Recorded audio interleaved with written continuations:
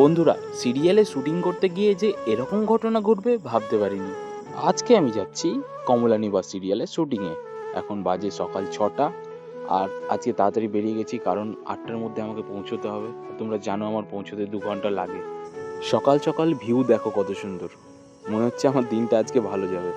তোমরা আমার ব্লগে এতটা ভালোবাসা দিচ্ছ, তার জন্য সকলকে ধন্যবাদ। আর অভিনয়ের বিষয়ে তোমরা কি জানতে চাও, নেক্সট ভিডিও কোন টপিকে নিয়ে আসবো, কমেন্টে জানাও। মেট্রো স্টেশনে পৌঁছে কিছুক্ষণ ওয়েট করতেই মেট্রো চলে আসে। এরপর উঠে পড়লাম। প্রায় 6 মাস পর আমি ইন্দ্রপুরী স্টুডিও যাচ্ছি। লাস্ট কাজ করেছিলাম আমি রানী ভবানীতে, এই স্টুডিওতে। উত্তম কুমার মেট্রো স্টেশনের বাইরেটা দেখো কত সুন্দর, কত সুন্দরভাবে সাজানো গোছানো আছে। আমি যখনই আসি তখনই এটা লক্ষ্য করি। পৌঁছে গেছি ইন্দ্রপুরী স্টুডিও, চলো যাওয়া যাক। এই দেখো, শুটিংয়ের জন্যে ক্যামেরা রেডি করা হচ্ছে। আমিও রেডি হয়ে গেছি, চলো এবার ব্রেকফাস্ট করতে যাই। টিফিন চলে এসেছে। হাই করে দাও, হাই। এরকম হাই হয়? একবার তুই হাই করে দে।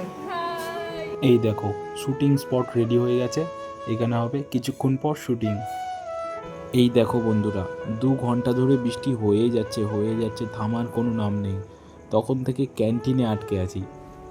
আজকে তোমাদের দেখাবো 2 ঘন্টার ভয়ঙ্কর ঝড় বৃষ্টিতে শুটিং স্পটের কি অবস্থা হয়েছে। এই দেখো, দোকান পাশার সব কিন্তু উলট পালট হয়ে গেছে। আর এই দেখো, সব কিছু তছনছ হয়ে গেছে ভেঙে। আর সামনে দেখো দোকানের অবস্থা। আর একটা গাছও ভেঙে পড়েছে। এই দেখো, এই যে এই জন্য আজকে শুটিং হবে না, শুটিং পুরো ক্যান্সেল। আমার একটু অন্য কাজ ছিল, সেইগুলো করে মেট্রো স্টেশন পৌঁছে গেছি। তো ভিডিওটি ভালো লাগলে অবশ্যই লাইক, কমেন্ট, শেয়ার করে ফলো করে দেবে। ধন্যবাদ।